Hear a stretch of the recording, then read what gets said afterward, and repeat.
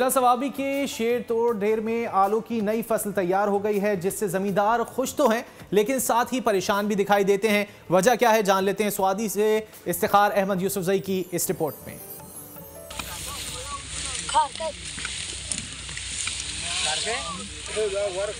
जिला सवाबी में आलू की नई फसल तैयार हो गई। फसल की अच्छी पैदावार पर जमींदार खुश हैं, ताहम हुकूमती अदम ताउन का शिकवा करते भी नजर आते हैं। हुकूमत को चाहिए कि जहाँ में जमींदारों को कुछ खुसूसी सब्सिडी दे, खासकर इस पैदावार के लिए। महंगी खाद और दीगर अखराजात से परेशान जमींदार कहते हैं कि हुकूमत सब्सिडी दे या खाद सस्ती करे तो पैदावार मजीद बढ़ सकती है।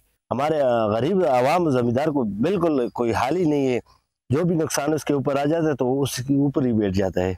मुश्किलात के बावजूद जमींदार अपनी मदद आप के तहत खून पसीना बहाकर खेती बाड़ी जारी रखे हुए हैं, ताकि अपने खानदान की किफालत के साथ साथ मुल्क की तरक्की में भी हिस्सा डालते रहें।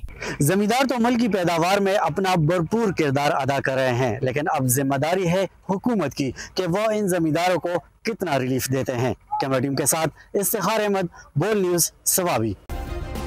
सब्सक्राइब करें और बेल दबाएं ताकि कोई खबर रह न जाए।